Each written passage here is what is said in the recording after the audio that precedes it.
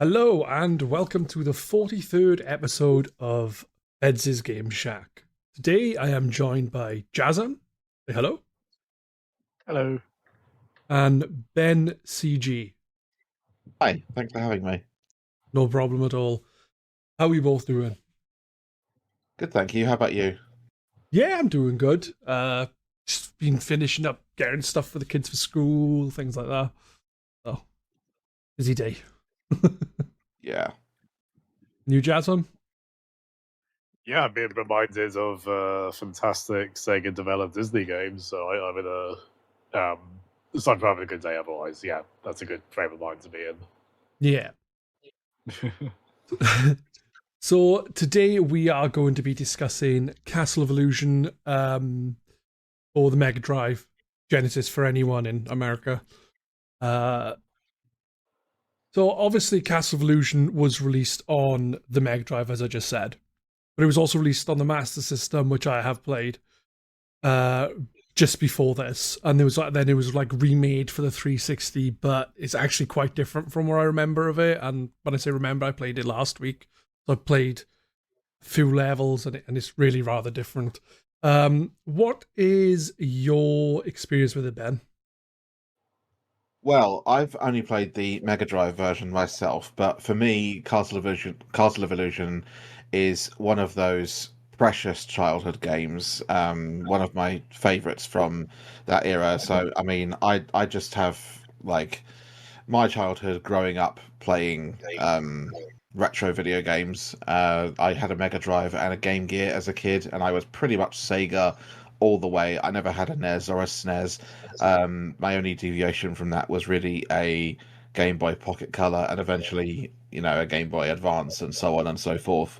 Yeah, Um, but growing up with a Mega Drive, I had a lot of games, and originally it was my uncle who introduced me to video games as a whole, because by the time I was about 2 or 3 years old, which is when like Sonic 1 came out, for example, um, my uncle was still living with my nan and granddad in their home because he was a young man himself.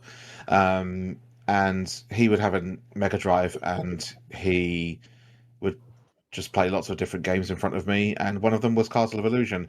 And I think what makes the game so precious for me is because it used to scare me, particularly the intro cutscene where the witch from Isabel steals Minnie in front of all that stark black lightning. And um, yeah, the intro cutscene, like considering I was like 2 years old, I was a thumb sucking toddler, and autistic, to say the least of yeah, things. You know, it used to really scare me, and it got so funny that like I would shield my eyes or run out of the room screaming if my uncle so much as started that game up, and even threatened to start the game up if I didn't behave myself. Ah, cruelty. that's like the story of Schwarzenegger being like, "Oh yeah, if my kids misbehaved, I shouldn't have read Sonia." Like the really, really bad film I was in. It's punishment through entertainment media. Oh, gosh, that's one way to do it. What about you, Jazam? What's your experience with it? Yeah, it's funny because I'm a little younger than both of you, born '91, but I was old enough to just catch the tail end of the Mega Drive here in the UK, where you might recall that was like the Mega Drive Model 2. It was a long time since until I saw the first model, actually, like the smaller one, which had the red buttons over here, and yeah, that was often the mainstay, like maybe kind of a hand-me-down system at that point, but Yeah, yeah, so certainly played a lot of stuff on that growing up, and I was trying to remember the order of this. I think a friend had the solo car version of this game. A friend I messaged today, by the way, and I was like, "Oh, but guess what I'm talking about tonight with people?" Like figure five, right? Like Ben there, similarly formative, but yeah, just us taking in turns on the game's practice mode, which we might get into that. The game's actually very good with its surprisingly varied difficulty settings. Like the practice mode being a nice little free level adventure, which even has a little mini ending.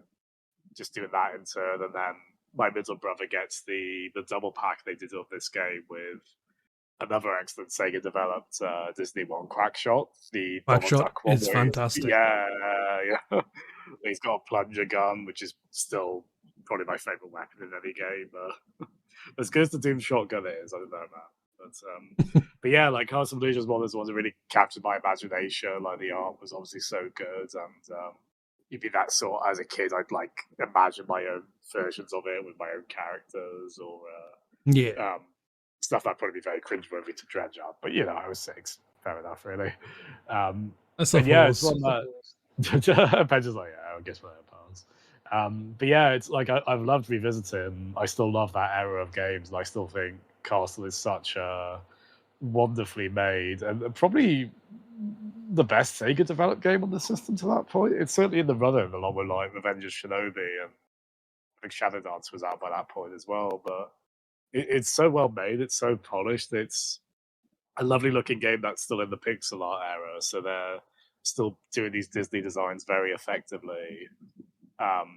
Just with classic pixel art rather than like say the Aladdin approach later, right, of pre-rendering stuff with cell animation or similar. And yeah, just very tightly designed, and it's kind of cool. We've got 3 really cool, interesting games because I later played the Master System and the remake, all using the same basic template but doing surprisingly different things. And I think the Mega Drive one's obviously going to be the favorite, but yeah, it's kind of cool that. Is it though? Is it though? Certainly mine, but I definitely like the other 2. Yeah, it was for me. By default. By default. Yeah. You can't beat sentimentality. Yeah. See, it's quite interesting because, like, normally the podcast, it's the main game has always been a more modern game, either something very new or something fairly new. This is the first time that the main game of the podcast has been a retro title, and it basically was me playing the Master System version of Castle of Illusion, and I thought I'll do a little review for it. So I did that, and then I thought, do you know what'd be cool? Do a podcast on the Mega Drive version, because the Mega Drive version is just more game, because it is more game. And then I mentioned it in a group chat, and Jazz was like, "Oh, I'd be up for that," and I was like, "Well, hey." That's a game that lives in my head rent free, like Soundscape and all. There's like 20 Mega Drive games that do that, and this is definitely one of them. So I was like, I might as well get that out somewhere. This is a healthy outlet. Yeah, well, the basic premise of the game is, because we haven't said, is Mickey and Minnie are having fun. A nasty witch called Miserabelle comes along and steals Minnie because she doesn't like Minnie. And then you go through a castle to get 7 gems to then defeat Miserabelle to save Minnie. That's literally what it is. There's 7 gems, so I think there's 7 worlds. They all each. So. There aren't quite 7 worlds. Well, it's a bit weird, isn't it? Because you got the library one, and then you go, because it's doing a tiny perspective in the normal world kind of thing. So yeah, you do, yeah. And I only got like 30 years later, you fight worms there. It's like, oh, those bookworms, isn't it? Yeah. But yeah, you go into the bottle, and that's like a level within a level. Like, I don't know if that was like weird development. It works out quite well, because one of the things I love is the game is just so varied. It has that arcade game pacing, where it's just set piece after set piece, like all these interesting ideas. It's kind of wasteful of assets in a way. Like, you don't see one thing for too long, but it makes it so nice to replay and just so varied. It's great. The good thing about the variety in the game as well is it's kind of different to a lot of other platformers. Most platformers is like the jungle theme, which you have. Then you've got like toy theme, a library theme, and most is like sand, ice, wind. I don't know. You know what I mean? It's very different in the actually aesthetics of the levels in comparison to most games around there, which would be quite, I don't want to say basic, but I'm going to quite basic in that regard. One of the things I found most interesting about the variation in the level design is like halfway through the library stage, you can, as Mickey, jump into what appears to be a cup of tea, and then suddenly you're in some sort of milk and honey and sweets land. Mm. Like, yeah, that goes to like another level within a level, doesn't it? Which is Yeah. interesting, and I think that There's happens also- twice, maybe. Yes, because there's the milk bottle. That's when you go into like the Homer's Land of Chocolate, almost that kind of. I mean, that's definitely going into because a lot of this definitely is like the classic cartoons, isn't there? Yeah. Aesthetically, they kind of, and you've got things like the witch is clearly like the evil queen's disguise from Snow White. But yeah, like you've got the milk bottle, then you've got the cups of tea where it's that weird way the Mega Drive does transparency where it doesn't. Really, it Yeah. just does like a kind of divot, like the Saturn did that as well, right? And you're just in Yeah. this swimming like among these all these sugar cubes. Again, just these weird little creative set pieces that are polished, well made, and it just again it really captures my imagination because of that. Yeah. Oh, no, I get you. I get you. I was just going to say, speaking of the Snow White's, the disguise of Miserable, I'm pretty sure the last boss before Miserable is the Huntsman or something, because that's what it makes me think of. Oh, that's right. Yeah, he's I like a can't goofy remember the little last boss from the Huntsman.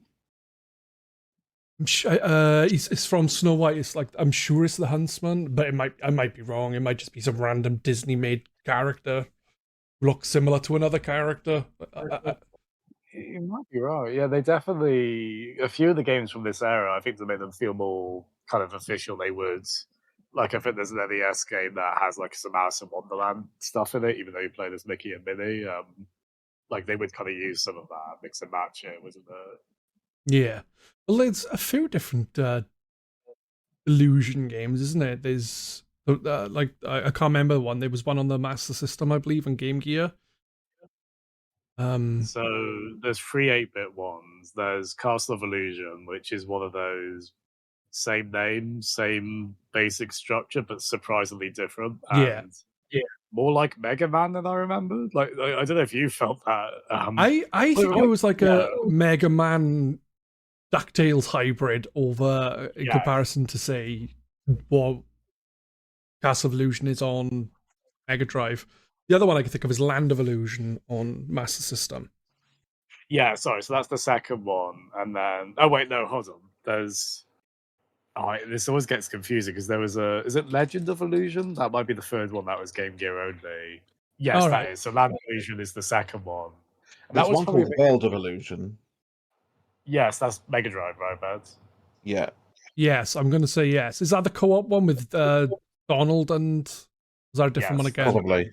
Yeah, me and you played through that, didn't we, Jazzem? That was fun. Yeah, it's like Split Fiction. It Takes Two, like Disney's It Takes Two. That's a yeah. I remember playing as. I think I played as Donald. Yeah, I'm boring. I like Mickey. Goody Two Shoes. Nor do I like this game. It's the opening is very memorable. You mentioned it because they're just frolicking in the field to this lovely ballroom dance music that the Mega Drive's pulling off really well. And as Paul Ben said there, it is quite harrowing. Like the Mega Drive soundscape can get eerie very easily, and this game does do that a few times, and then just fade to black. Witch comes in, Mickey dashes desperately to the castle. It's so cool, man. I mean, to sort of pick up on it because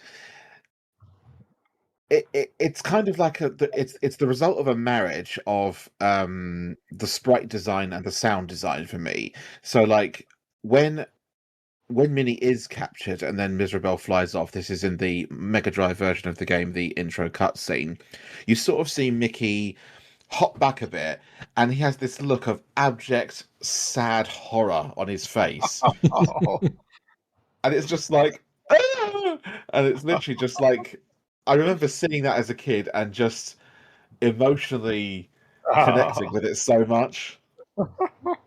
And I think that's what kind of is liable to make a 2-year-old autistic kid cry looking at it. Yeah. You're very empathetic 2-year-old. My goodness, you were feeling Mickey's pain there. I was feeling Mickey's pain 100%, but that is a testament to how good the marriage between the sprite design and the sound design was in this game, especially. And there is just this persistent eeriness throughout the game that I think is what makes it so good, and what makes me remember it all these years later. Totally, like even like the brighter, like I love the second Toyland level. Just some very wonderful. I was trying to think what artist it reminded me of. Like a lot of the background kind of pop art, like just a lot of geometry making up these little like paper castles in the background and such. But Well, a lot of it takes its cue from like the cartoons of the 20s and 30s, and you know, they were not they don't have the guardrails that cartoons these days do. Like they are quite happy to draw out some characters and animations that are absolutely horrifying and traumatic for children. And I think, you know, some people call it like rubber hose style animation, which calls back to like Steamboat Willie and things like that, which is now in the public domain. But yeah, I think the only other game that's kind of really taken that concept of those horrific faces that you only otherwise see in, I think, Studio Ghibli movies these days, would be Cuphead. Oh yeah, of course, yeah. I mean, Because we've seen a Cuphead's few of very these, strongly inspired by that art style. Totally, Yeah. yeah. Like Mouse PI, like as well. We've seen a few of these, haven't we? Yeah, I'm trying to think of other games that have got that kind of art style to them, and the only two I can think of is Mouse PI for Hire and Cuphead. But Cuphead, I think, feels closer to something like this because of the type of gamer it is. It's like obviously it's more shooter based, but it's still like 2D platformer. Whereas from what I've seen of Mouse PI for Hire, it is more first person. Yeah, like Doom and stuff. Well, Cuphead's fun because it's Gunstar Heroes, so it's another Mega Drive classic game, isn't it? Like, Yeah, very much it's inspired by that. It's very very Gunstar Heroes till you get to the boss. And it's not. It's interesting when you. Oh yeah, true. To be fair, it's interesting with Castle of Illusion because that was a. I understand the context of this time was obviously the Master System was only regionally popular, like Europe, especially UK, and a couple of others did well in Brazil. It did well. US and Japan, it didn't. And I think especially in America, they wanted a big push for the Genesis, and one of those pushes was a lot of kind of licensing or celebrity tie-ins. So that's why you get like the sports stars. Oh, like Michael Jordan's Beatdown City or whatever it's called. I can't remember what it's called. Awful. My gosh, that threw me off because I was like, yeah, like, wait, Michael Jordan's Moonwalker? Because that was where I was like MJ. Yeah, obviously that was an early one from them. I love Michael Jackson's Moonwalker on the Mega Drive. That's also a fantastic platformer. Yeah, again, Sega developed kind of interestingly. I'm not sure if there's a crossover style for this game, but there might be. So I think this was kind of part of that push, and it's funny because you know the edgy American Genesis marketing. There's an advert. There's one of the like Genesis does Nintendo adverts that's like, we've got the coolest cartoon character ever, and he's like here. It's like when Nintendo tried to like market Kirby in kind of a cool or edgy way, and like I just. I think Mickey's too cute for that kind of marketing, but it was definitely still part of that push of like, all right, let's get some big names on this. And yeah, it was just also, I guess, the Capcom thing, right? Where just because you're doing license stuff, where the license might sell the game, you still will put A teams on it. You'll still put. Because yeah, Sega did quite a few, like on Master System as well. There's the Asterix games they developed, which are really good. And yeah, generally their Disney developed ones are really solid, I'd say. As I say, I think this game came out in 1990 on the Mega Drive. It probably is, if it's not the best Sega developed game on the system to that point, it's certainly in the running. Like it's one of the most polished, most well made, most ones that I'd say hold up the best today. It's kind of remarkable when you think about that. It's got pretty solid gameplay and some pretty solid physics. I mean, as far as the gameplay is concerned, the pace of it is quite standard for the time, which is probably what made Sonic the Hedgehog so stand out when it first came out. But also the way that Mickey jumps and navigates the levels, he's quite floaty, isn't he? Like if you hold down the jump button, he can jump quite high, quite slowly. Yeah. And then he's got his attack move, which is basically just to use his bum to jump on enemies. But it's also quite interesting that you can't just jump on an enemy's head like you could in other platformers. You actually had to hit the jump button twice in order to get him to tuck his legs up. Yeah. It's quite interesting in that regard, because obviously most games you just jump, kill.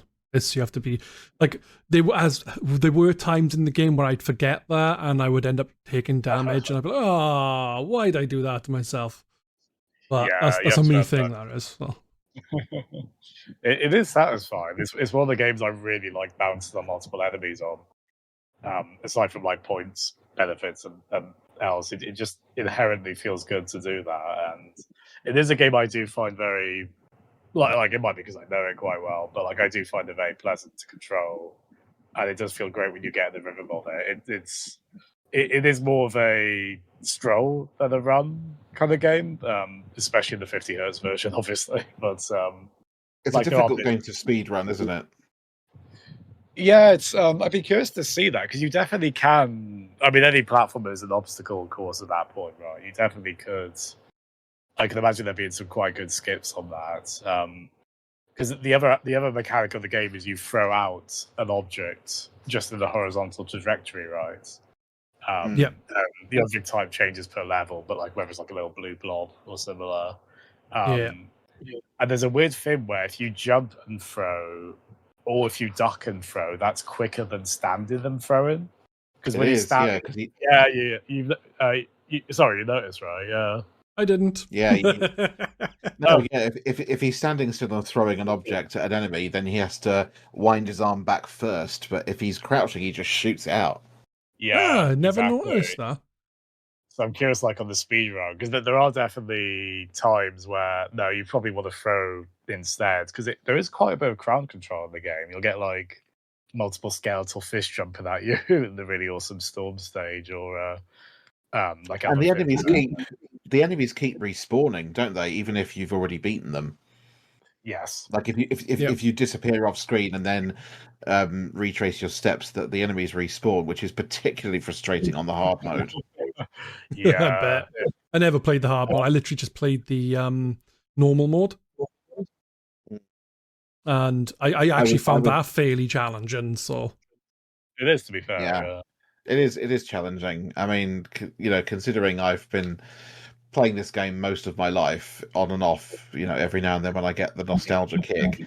When I was a kid, I would only touch the practice mode because there were no bosses and it was just 3 levels and you could do it in about 15 minutes and beat the game fairly easily. And, it was really good to call it a practice mode and not an easy mode, because it's so easy that you don't feel as though you've really beaten the game after the practice mode. So calling it a practice mode is actually the perfect word for it. It was just to practice and get used to how the game works. Yeah. There is no full version of the game that is on an easy difficulty. It's really nice though, because as I say, my friends and I, when we were young, used to use that, and I think it's because a few games in that era did that. You'd get the easiest difficulty where you wouldn't see all the game's content, and usually the tech you wasn't getting ended. They would just say, "Okay, now do it on normal or hard." This is the nicest implementation of it I've seen. I forgot there were no bosses actually. That's again quite a good touch. Not in the practice mode. There's no bosses. Yeah. Well, it's relatively non-combative because the ending is very. It's very the witch is like, oh, okay, fair enough. You can go home with her. That's fine. The witch is quite open-minded, isn't she, in the practice mode? But speaking of enemies and bosses, quickly, because we were talking about Mickey's attack with his derrière and with his objects. One of the other things I love is some of the enemies and bosses designs are they also add to the creepiness of the game, and I think some of it is completely unintentional, but it just carries so well. I mean, to give you an example, um, the effect of when you actually hit an enemy, if we compare it to other games of the time, some of them would just go up in a puff of smoke, right? Especially in Sonic, they would just they would just kind of make this squashed sound. And they would disappear in a relative puff of smoke. What I like about Mickey in Castle of Illusion is that they turn into like this burst of twinkly stars, and especially for the unusual enemies with an unusual shape. For example, a spider lowering down on a string of web in the first level. You get the twinkling stars like in miniature along the thread of his web. That's a really nice little bit of attention to detail that I really appreciate. And the sound that it makes as well, it sounds as like you've very softly hit a wind chime with a little mallet or something. Oh, it's perfect. I've always loved that sound, but I've never known how to describe it. You finally Yeah. got. Wow. But then you come to the bosses, and it's a completely different thing because you have the sort of gentle eeriness of defeating these standard enemies, and then you've got this. And feel free to put video footage in here, Peds. You've got this chunk out of a tree with the most demonic-looking face. That's like it draws back to that kind of rubber hose style of these horrifying evil characters that would traumatize any child. Yeah. And then you jump on him, and he doesn't make this pleasant twinkly sound at all. He makes this sort of I'm going to make your audience laugh just by trying to impersonate it, but it's just like it sort of sounds like Yeah.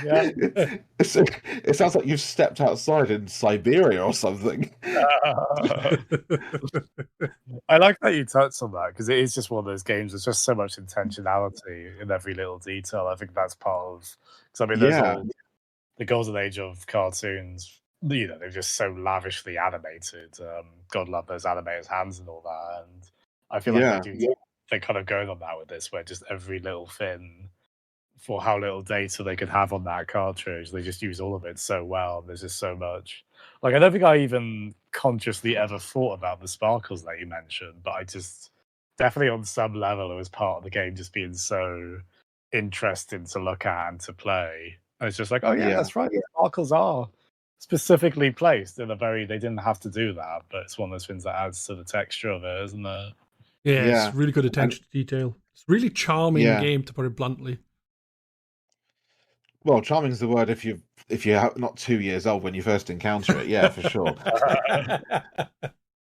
But like you've landed on this enemy, you've caused that genuinely quite startling deep sound to come out of it, and also it's got this very very stark like rapid white flash, which on top of a demonic face makes it even more terrifying. It's just all those little things that just make this game genuinely scary. And then there's other things like the clown on the unicycle that hits you with his juggling balls in the Toy Town level, because you don't just defeat that enemy in general.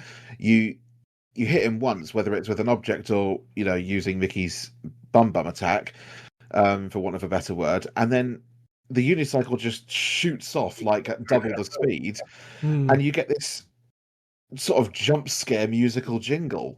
Yeah. And it's the same. Yeah. And then you have to catch the unicycle because that's going to sort of bounce off the walls on either side and come back and potentially get you by surprise. And then if you die, there's almost no not even like a millisecond of warning. It's almost accidental in the way the game is programmed, that just the slightest touch and it's a jump scare in the way that you die because you get this musical jingle and Mickey sort of tumbles off into the upper left corner. But because it's so sensitive and so absolutely immediate in the way that it's been programmed to make Mickey die on contact when you've only got one piece of power left, it is a jump scare. They at least So- soften it because he is kind of got oh, well, here I go kind of look on his face. Well, like when he exactly, and Yeah, that's the game kind of over why as well, that's kind of why I don't feel particularly drawn to playing the remake, even though actually I do have it in my Steam library. I've just never opened it. But because I just feel like it's been made to modern standards, they don't want to traumatize their target audience because this is the 21st century. And I mean, back then it was the 90s, it wasn't the 20s and 30s. There's a huge difference in culture across that time span as well. Yeah. But it was based on those ancient Disney cartoons of the 20s and 30s. And yeah, I just feel like the remake would soften the edges too much. It wouldn't be scary enough to feel like Cast of Illusion anymore. The 360 version is strange in that it is Castle Illusion, but it's very different. Like there's 3D elements to the game in that, like some of the boss fights are in 3D arenas, things like that. The designs of like for example, the tree boss is quite different to the boss in the Mega Drive version. I think the 360 version or the modern version that is okay from what I played of it. I did only do like say 3 stages, like 3 different doors then, and it seems all right, but it isn't as good as the Mega Drive version or the Master System version in my opinion. I think it is worth a go if you don't take it too much of it's a remake of the game and more of like a reimagining of it, I guess. Then I think you could separate it out maybe. Yeah, I'm actually quite fond of the remake because it's not a replacement for the original, absolutely not. But it did seem like more of a project of passion than I kind of expected even. It's a bit of a shame really because there was a Sega of Australia team who seemed quite promising with stuff like this and the Golden Axe game they were working on. But yeah, like it does use a lot because there's behind the scenes stuff out there as well where they're like, oh, we want to be true to the original, but it's not a 1-to-1. And there's a lot of iconography from the original, but they, as Ped says, they use the 2.5D aspects quite cleverly. As far as Xbox Live Arcade era kind of games go, it is like that. I'd say it's probably one of the better looking ones in that style. There is actually some surprisingly quite nice lighter than it, but it is still, it's still 360 era 3D. Like the Mega Drive pixel art's going to be my preference on that, but looking back over footage of it to remind myself, it does get still pretty creepy. And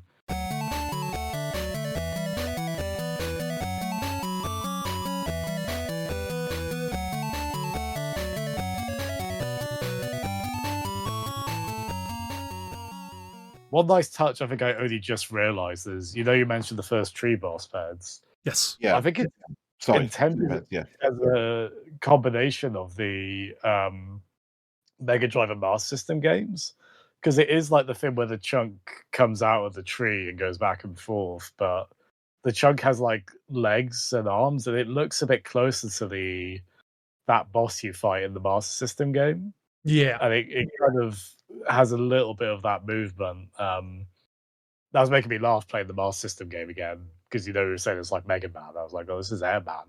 Basically, same patterns, and even enter the boss room the same way as in Mega Man. You can like do a jumping pose as the screen moves. Yeah.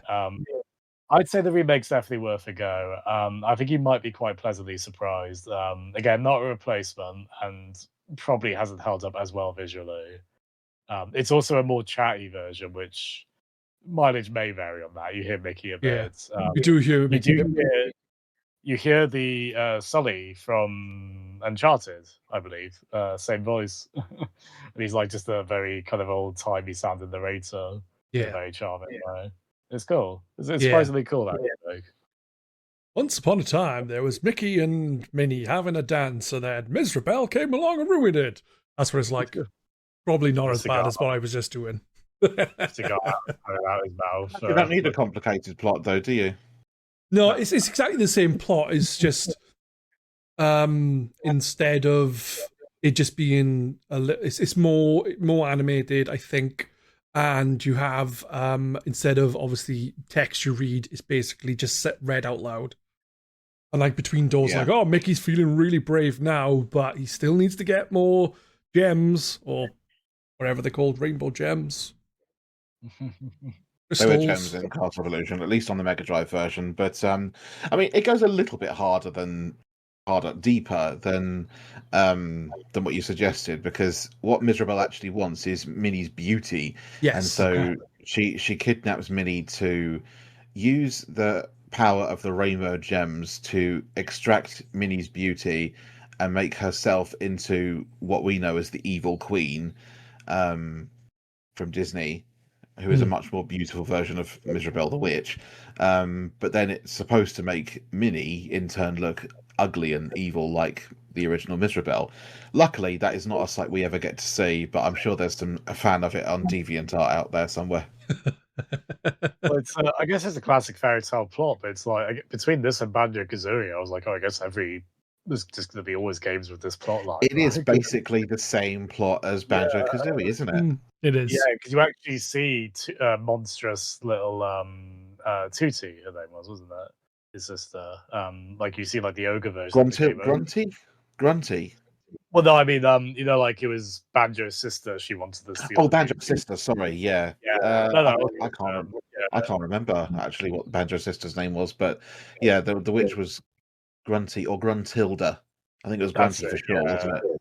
Yeah, and you see like a kind of green monstrous version of Banjo's sister in the speaking of traumatizing content from seemingly cherry games in Banjo-Kazooie as well. Yeah, because the game over screen in Castle of Illusion Mega Drive is just like they soften it a bit because the music's not too it's not Victorious sounding. It has the tone of like, well, you didn't quite do it, but maybe you can try again. And like Mickey's just got stars over his head, just looks a bit dazed, right? Yeah. Yeah. I gotta say, I did really enjoy playing like the 3 versions. I'm probably gonna be in the minority of everyone, but I think I preferred the Master System version to the Mega Drive version slightly. I just played the Master System version. I think I like the more simplistic. Even though it's not exactly a complex game, there's something about the Master System version that I enjoyed more. And maybe that's because I think I played that first when I was a kid. I played it over my friend's house. His name I think was Michael, and I played it over his house on his Master System. So that was my first experience of Castle of Illusion. So it may be to do with that, but I just like I just think I prefer that. The Mega Drive is like literally, say if you give them a score of 10 and we give them like 0.01 difference or something, that close. And then the 360 version is like, it's all right. Well, because it's I mean I've not played it, but I imagine it's just a lot softer, isn't it? I don't know. It just doesn't play the same. It might not play the same, but I suppose I'm talking from my own personal experience, like comparing how much capacity the Xbox 360 version has to traumatize a small child. Yeah, it probably wouldn't traumatize a child. Traumatize this one, the original one did. It's my favorite little horror movie. That's brilliant. Yeah, it's like the Master System game probably isn't super. Like one thing that stuck out to me is like the intro. It's some really nice kind of just art stills rather than doing it in sprites like the Mega Drive game intro does. They say Mickey and Minnie happily live in Vera City. They call it. Yeah, Vera City. Like, is that a thing? Because that's a Spanish municipality, right? Like, but is that any other Disney? Like, I don't know where they got that from. No, I haven't heard Vera City mentioned in any other Disney productions, if you like. No, mate. I suppose it just is like this lovely little utopian place. Then they just pulled the name out of a hat, I guess. I promise I'm not trying to get my Mickey canon straight. I don't know that that's worth the emotional toil. I just wondered what that was, but Look, there's no point getting Mickey canon straight because Disney is Disney, and then you put them in Kingdom Hearts, and somehow it's like this. Somehow that makes sense. Well, that's why Mickey's so kind of hardcore in Kingdom Hearts. He went through Castle of Illusion and all the rest of it. Like that was harder than anyone, you know. Isn't the newest Going Mickey game an illusion game? The Metroidvania style one is now like something of Island of Illusion or something. Oh, they did call it of Illusion, didn't they? Yeah. It's they had to have been using that as I mean, that's kind of a word they probably used for Mickey stuff before anyway, but that had to have been intentional, right? But it is more of a kind of Rayman Legends Origins kind of hand drawn kind of zany platformer. It is. I'd like to try it. I got the impression it was pretty good, like not amazing. I think it was recently on sale on Amazon for like £10, but I didn't pick it up and now I regret it. Because it was on Switch originally. I think it's on everything now. Yeah. They did. You remember when? So Epic Mickey was obviously one of the other big kind of Mickey pushes for games, wasn't there? I don't think it was the greatest name for a game, but well, that was like the not what would you call it, like the beta prototype name or whatever, like a working title. Yeah, that they just like Untitled Goose Game. Yeah. I guess it was that. Epic was just like this trendy buzzword at the time it came out, wasn't it? You know, it's like how people say "goat" today or something. Well, the quite relevant actually, because Warren Spector, Mr. Deus Ex himself, just retired. But I remember quotes from him at the time, him being frustrated with basically Mickey being a mascot character, right? So not really able to emote much or do much, and him kind of getting quite shouty at Disney execs or whatever about it in meetings about him possibly doing a game for them. But they wanted that game to be very kind of. He wanted Mickey to be a bit more mischievous. He wanted it to be more kind of sinister. So there you go. Maybe a bit of that Castle of Illusion trauma. Maybe that's where it ended up in Epic Mickey, I guess. I think originally the artwork for Epic Mickey really steampunk and very kind of more gritty, I guess. And what the game ended up being. And I think people were really excited for it. And then when it came out, they're like,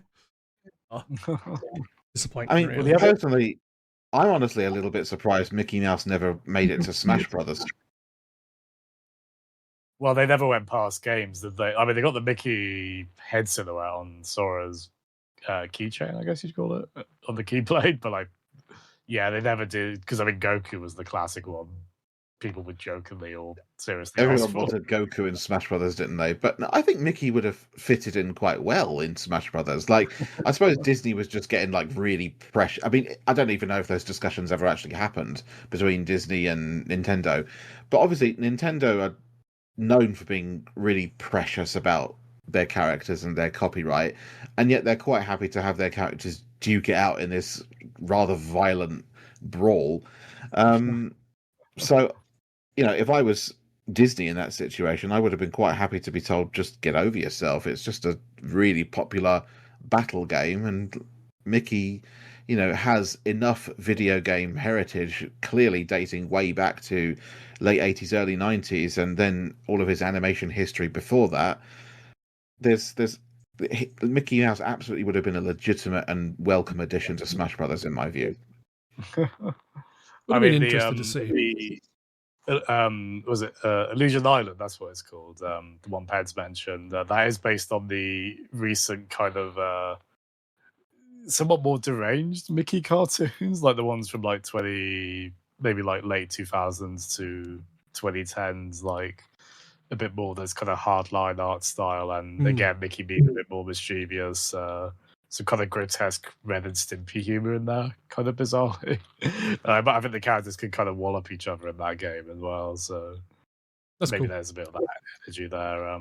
Because probably should say as well of Epic Mickey, they did do a 3DS game called Epic Mickey Power of Illusion.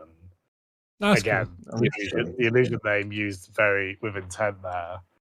And that's actually a little Kingdom Heartsy, because looking up screenshots of it, it's like, oh, there's an Agrabah level, there's Beast, there's Maleficent, there's like, oh yeah, Scrooge McDuck there as well. It's some really nice pixel art in it. It seemed like a game with good intentions. It wasn't amazingly reviewed, and I think part of the thing with that is, you know, how we were saying how good Castle of Illusion's pacing was.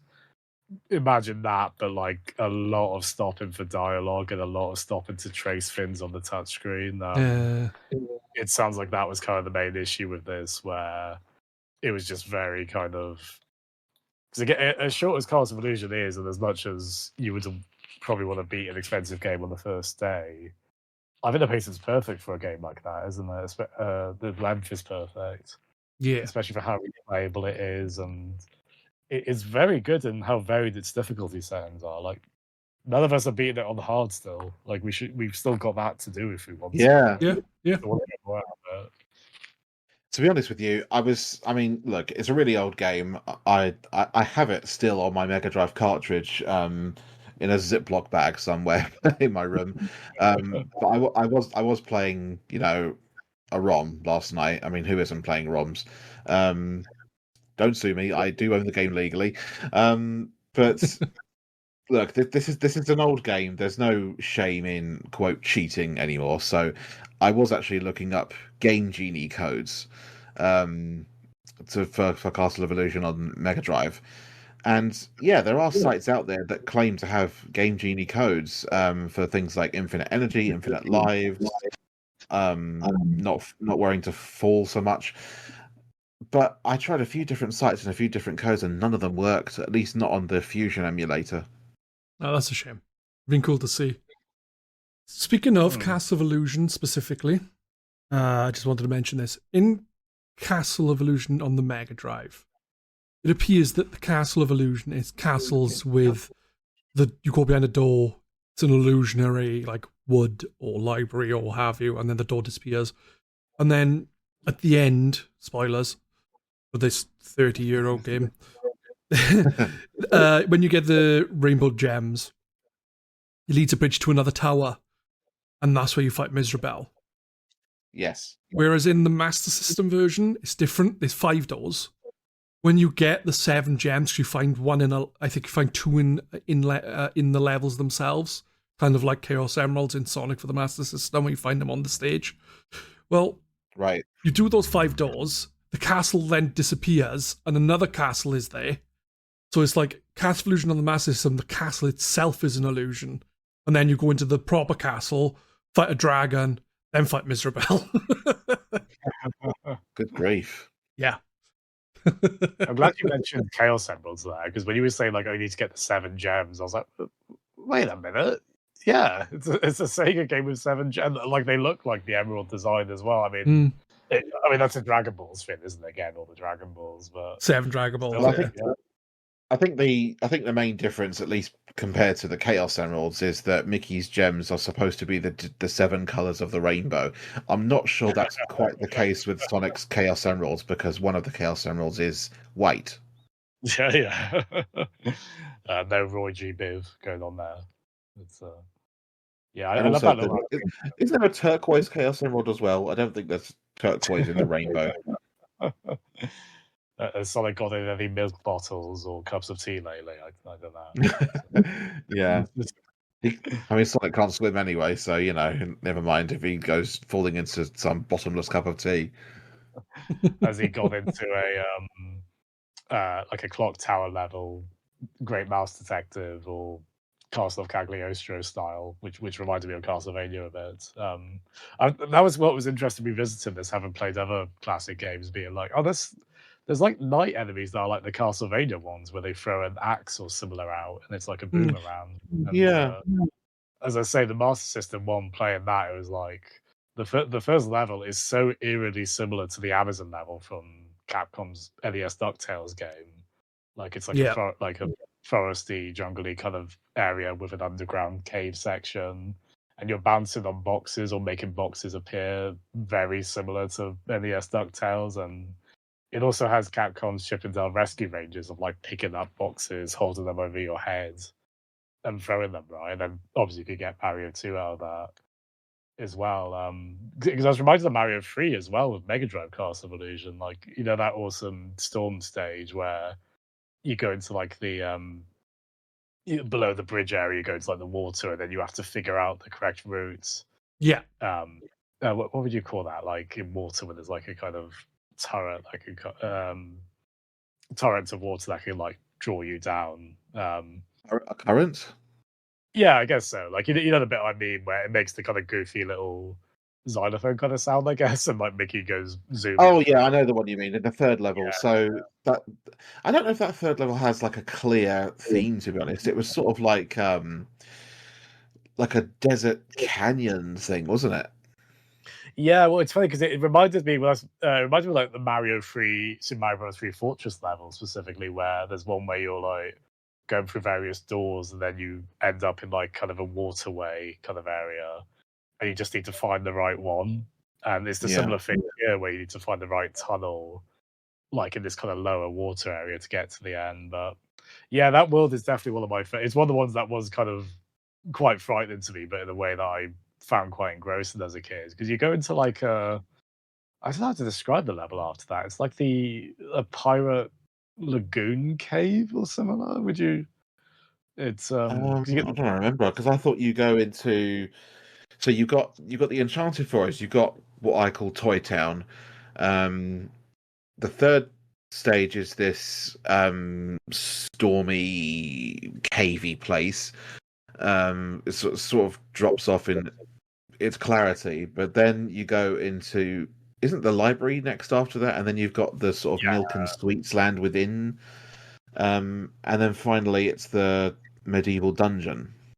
yeah, that's right. Oh, but there is that Clockwork Gears level as Yeah, the very last one, isn't it? Yeah, it's coming back to me now. Um, yeah, but do you know what I found quite interesting is that on the practice mode, you've only got three short acts from the Enchanted Forest, from Toy Town, and then from the Stormy Cave Canyon. I mean, it doesn't really have a clear theme, does it? It even reuses quite a lot of assets from the Enchanted Forest, which is disappointing now that you look back on it oh, objectively as an adult. But she's not the same with Spites the Clouds in Mario sorry, One. I know it's your favourite level, Jazzem, but it might have been one of the worst designed ones, to be honest. Um, but I think it's but good that they reused the assets because the juxtaposition of the storminess that you had against the nice brightness of the wooded area. Yeah, I'm just talking crap, but I get well, I what mean, you the said. Woodland area was quite eerie and weird, wasn't it? Because It was, yeah. you had those tree enemies, the little walking shacks.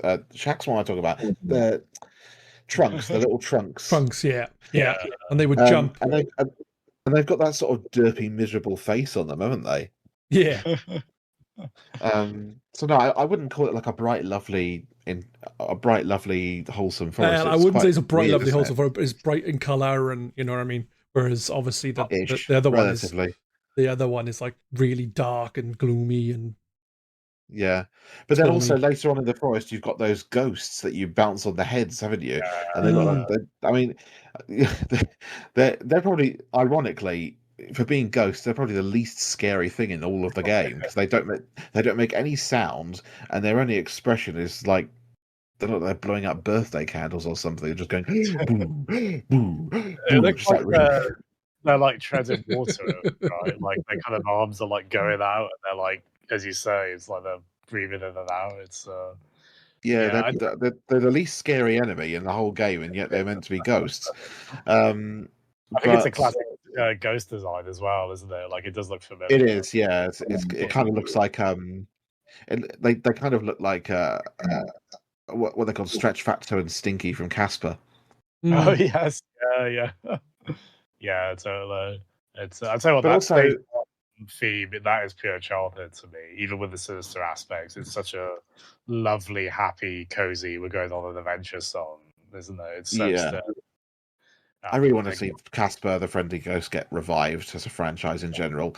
Um, but the next point I was going to make was you know, those first three levels, they're all kind of distinct, and they've got quite lively soundtracks and very clear themes. Well, less so the Stormy Cave, but then you go into the medieval dungeon, and it kind of feels like a lot of the steam comes out of the game because the soundtrack to that particular level, at least the first part of it, where you have the the suits of armor that chop their axes down at you as you walk past them.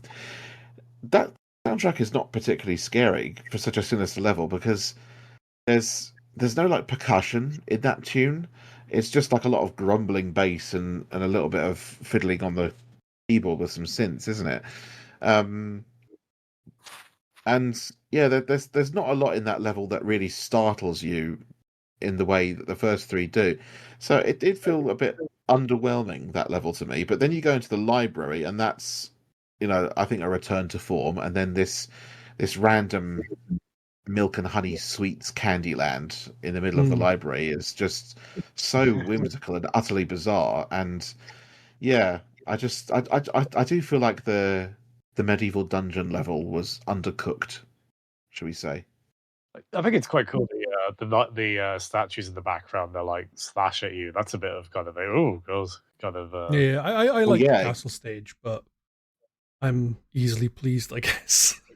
Because you're trying to navigate a stage like the medieval dungeon slowly, so that you don't accidentally just get startled and run into some random obstacle, and you think you're safe, but you're not, because there's a suit of armor right behind you that's just chopping its axe down. And actually, there's not a lot of time, is there? There isn't. So the cave level, the thundery cave level, isn't it? After that stage, like the second and third parts, you like go through your cave and stuff, and then you end up in like Aztec ruins, kind of thing. So you kind of like dungeoneering. So maybe that's right. What it is.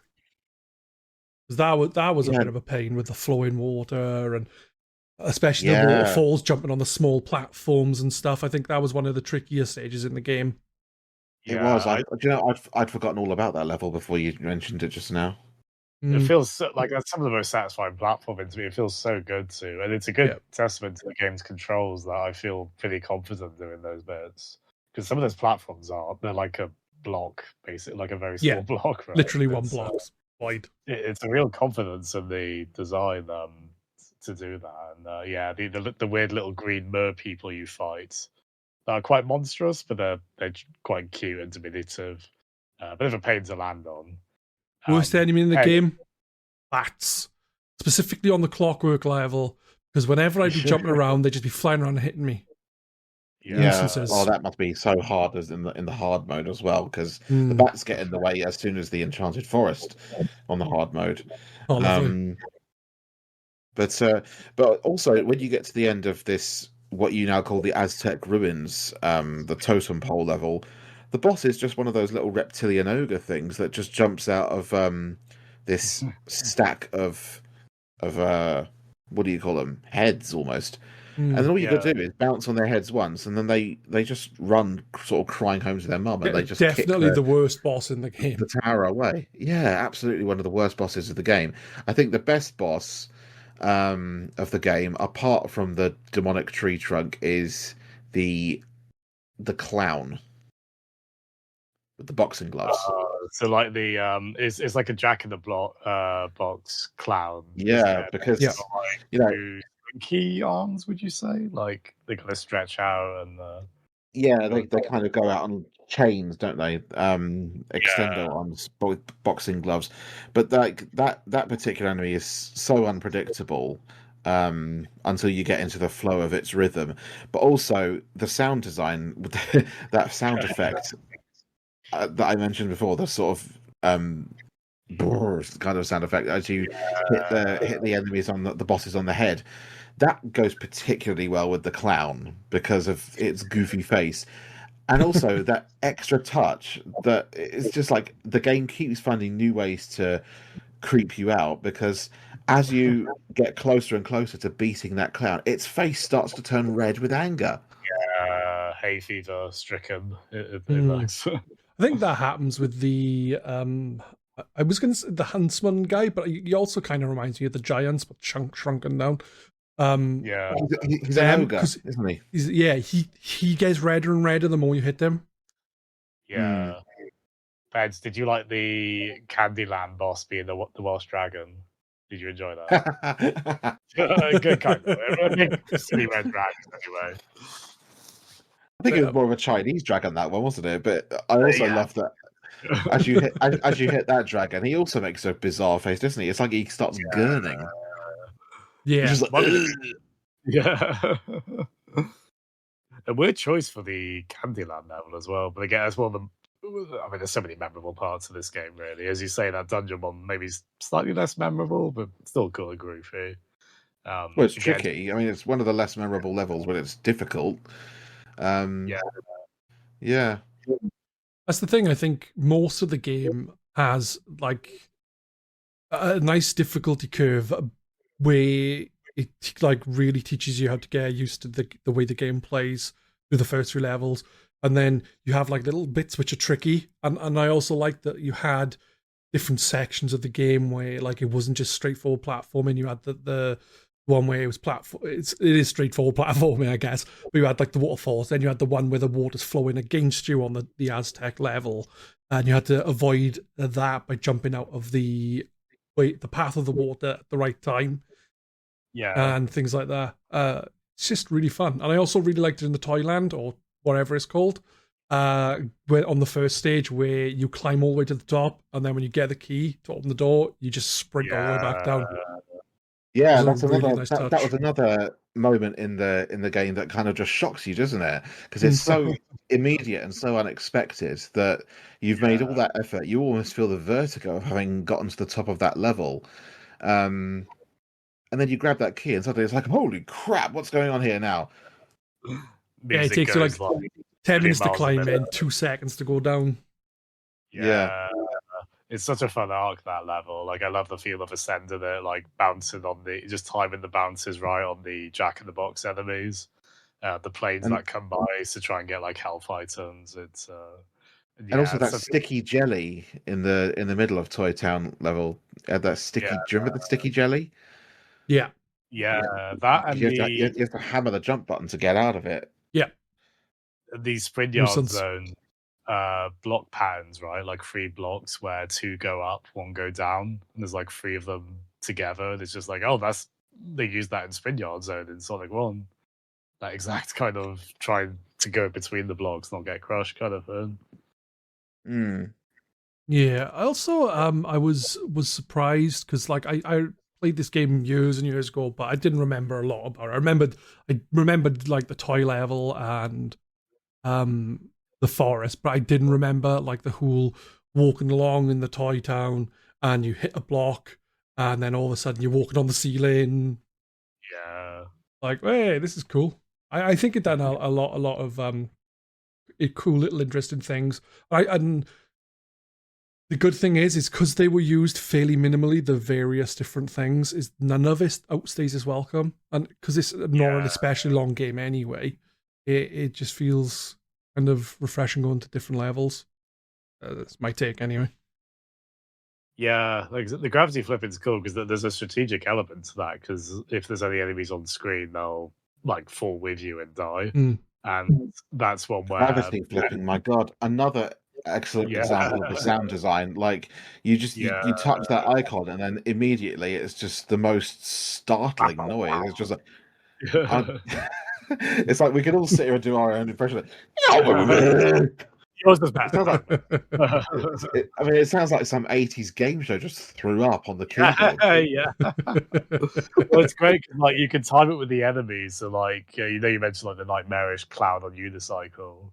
You can they all get destroyed at once because they fall to what is now the ceiling, and they all just sort of go twinkle, twinkle, twinkle, twinkle, twinkle, and it's quite satisfying actually.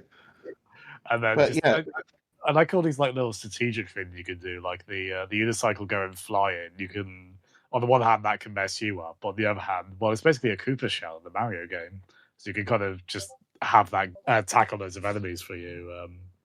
It's God, there's just so many good things about this game. The unicycle can do that, but you need to make sure it doesn't hit you in the process. Correct. Easier said than done. Yeah, you can throw an item at it though. That's one way of doing it. What I actually quite like that you can throw an item and it will still hit the enemy even if the enemy is off screen. It's got a bit of object permanence that way, the game, which is quite appreciated. Totally, yeah. It's it is, especially for a game of its time, it is manageable. I mean, playing games with my 5-year-old nephew, I've really kind of had a lot of thoughts about game difficulty, and you know, it's a gentler game for its time overall, but it's still like the second level, which we haven't mentioned. Oh, sorry, the second part of the first level, which I love, which is like the really serene music. Again, I think of classical music a lot with this game. That's like that famous Born piece of music, right? Just very lovely. Are you talking about the bit in the waterfall where he's jumping across the floating leaves? Yeah, the spider webs. Like it's a Yeah, lovely level, very memorable, but it's also that's a like nice bit of the soundtrack. I agree with you there. yeah, but like in terms of difficulty, it's like well, it's bottomless pit central, really, isn't it? It's It like is, It is and it's basically a especially bottomless hard. pit. It's especially hard on the hard difficulty. yeah, I don't completely trust the collision detection when leaves overlap on that hard Oh, mode. there's so many of those leaf moths, aren't there? Yes, that as well. Or Like they like butterflies, whatever they're meant to be called. they like to spam those on hard, yeah. But like I was imagining my nephew, I think he would like he started to play stuff like Bubble Bobble with me. But Huh. like it is the kind of I've kind of come to realize for very young players, you kind of ideally want guardrails to some extent, right? You know, you want to. It's nice to challenge them within reason, but like if basic movement is difficult for them and coordination, I a game mean, we like this, turned out all right. yeah, I think you know, like as soon as a child is born, you should put put them on a console and make them play. Oh, let's have a think. What's a really hard NES game? I guess. Silver Surfer. Well, I guess the Lion King game, right? Like famously tough. Yeah, that's tough. It's but like again though, as we were saying, like I like that this game is very variable in its difficulties. Like I say unusually so for the era, because a lot of games were just like more or less lives or similar per difficulty level, but it's surprisingly dynamic. And again, that No, it practice is mode, absolutely. The practice I mode think, is really straightforward and easy. You beat it in like 15 minutes. The normal yeah, mode is just the normal game and it's reasonably challenging. And then the hard mode just completely ramps it up. Like you've got fewer lives, you've got less energy, but also different level layouts and really frustrating enemy placement. Yeah, it's very, it's very a fun difficult indeed. challenge. I'm really looking forward to finally properly doing it because for a game I know well, it's fun to be surprised like that. It was Yeah. hilariously embarrassing because when we were streaming the other day, I was just doing that in between the online races we were doing on Sonic Racing Cross Worlds. I was like, oh, that's I know this game well, and then I like game over very quickly on hard mode. So I was just like, oh, this is a bit humbling. But that's fun now because then it's like, well, okay, I'm gonna get straight back in. It won't take any time at all, probably to get to where you were, and then try and learn the enemy layouts. And yeah, it's just such an inherently satisfying, fun, appealing game to play, look at, hear. That yeah, I'll go through the annoying hard mode for it. Even quite happily. Yeah, I think I'm gonna keep trying to beat it because it is. I mean, the normal mode and the later levels especially is really hard enough, but the hard mode, even just on the Enchanted Forest, is a really decent challenge.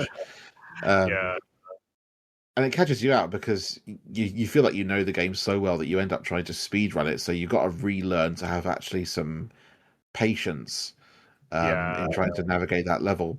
But one of the things that comes to mind for me now is whether a young child who plays Castle of Illusion on the Mega Drive, being surrounded by these the games that we have today, all of the 3D games, and then the games that are made for their age group are generally a bit softer around the edges. I wonder if Castle of Illusion would still freak out a young child, or even scare a young child today, and maybe even more so because sprites are not the norm anymore. mm.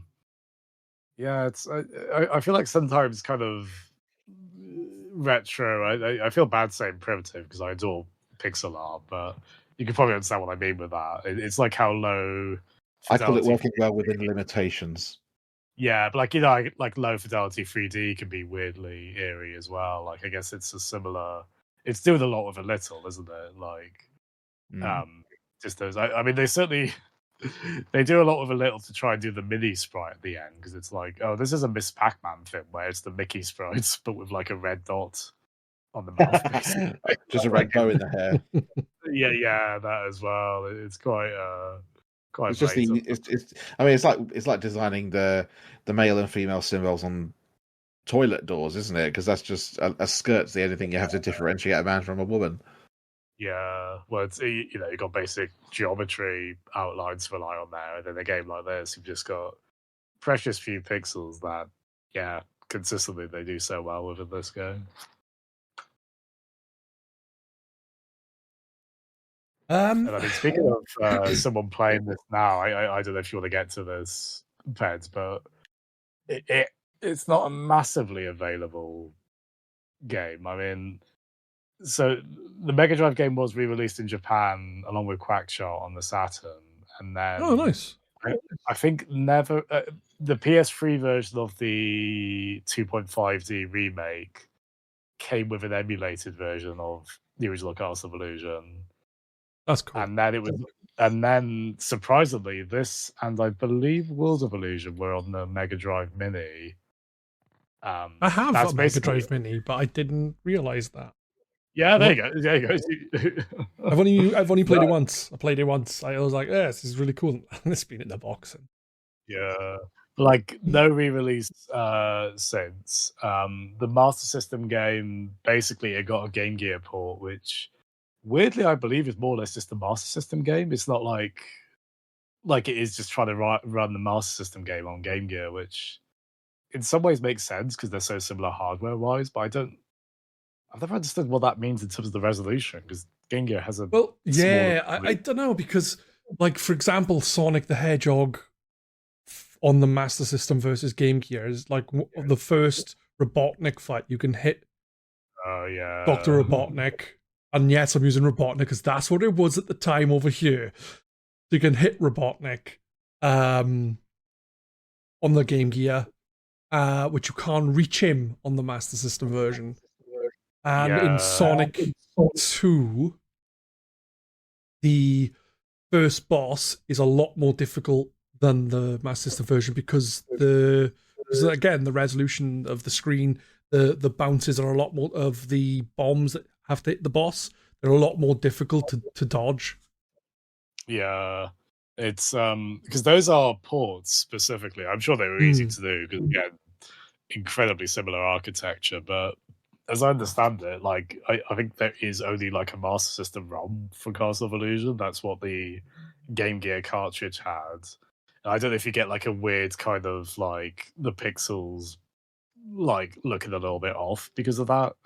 It's literally just a port, not a port at all. It is literally just that game specifically on the Game Gear.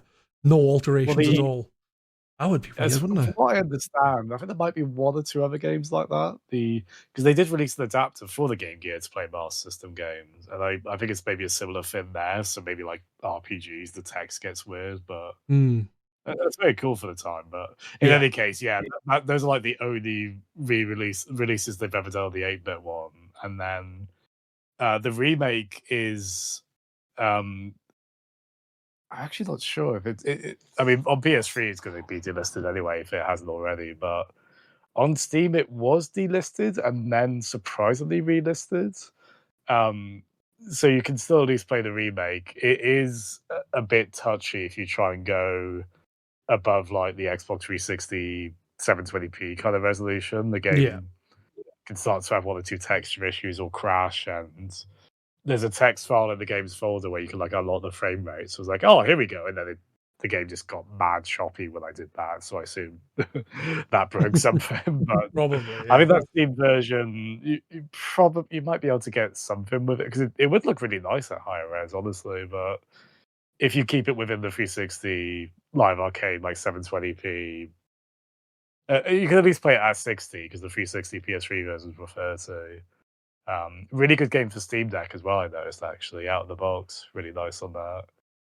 But yeah, hopefully Disney, because Disney seemed quite game for re-release and stuff, like Aladdin, Lion King, Toy Story stuff upcoming. Yeah. Quite a few others. Hopefully they can work something out with Sega.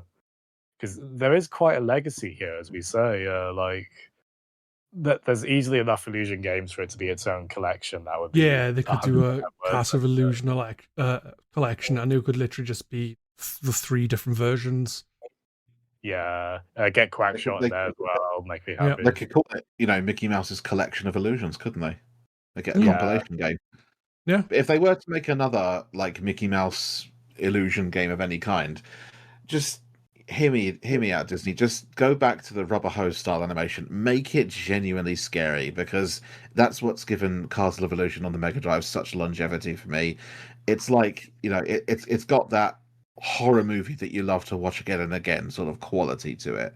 And I know it's probably unintentional, a lot of it, because a lot of it was coincidentally a marriage of, the sprite work and the sound design, and even some slightly dodgy programming that made getting hit and dying overly sensitive and very sudden and startling. But just all of those things is why I love Castle of Illusion so much, because it genuinely scared the hell out of me as a kid. And it's not the only game to have done that. But that's why I love it. We want children to be traumatized. Yes. That's why every Christmas I put on Watership Down and Plague Dogs. Or that 90s Mickey short where there's like a brain transplant and then a really monstrous Jekyll and Hyde kind of Mickey that they've never shown since. Yeah. And then It's a Wonderful Life for New Year's. Yep. Hey. I think that is going to be the end for this episode. We've been going a while. I would like to thank you both for taking part. Thank you. Thanks for having me. Thank you. No worries at all. Is there anything you would like to plug? Your Twitch channel, your YouTube channels, anything at all? Jazzem? Yeah, so I'm Jazzem on Twitch, Jazzem on Blue Sky. I stream fairly often, usually like Tuesday, Thursday, sometimes not just name every day of the week, really. It'll vary week by week, but yeah, no, I just do a lot of like fun old evening streams on there, and yeah, I definitely want to hear Ben's plugs. There's some really cool stuff there, so go ahead, Ben. Thank you. Well, I mean, outside of being generally a Sonic the Hedgehog fan and a part of that community, and a bit of a retro gamer, I'm a travel blogger, and I have a website called Afterlight Travel, which is my new business that I have recently launched. So you can find me at afterlighttravel.com, or if it's easier, it's audhdtravel.com, because it is a travel blog website aimed at adults with autism and ADHD. So good. Yeah, it's a really cool thing to be doing. It like we've spoken briefly before this episode, and it's something that you've said that is like very rare to find. So it is good because work. Thank you. Well, I haven't started in earnest yet because I've got a lot of personal affairs to sort out first. But the idea has come because, if you look up autism travel online, all of the advice out there is aimed at parents and guardians of autistic children, and it's just neurotypicals talking amongst themselves, really. So it's aimed to be, travel advice that's by ADHD folks for ADHD folks. At least from this one, because I have 10 years of solo travel experience before this, and aside from this website, I have a YouTube channel where you can find me at BenCG Travel. So that's simply youtube.com/BenCG. Really easy way to find me rather than searching up my name. Just to put the URL straight and it will take you to me. But afterlighttravel.com, and my YouTube channel is where you can find my travel blogs. And come and check me out and say hi. Thank you very much. That is going to be us. Hopefully we'll be back soon with another episode. Bye-bye. Take care. Bye. Cheers.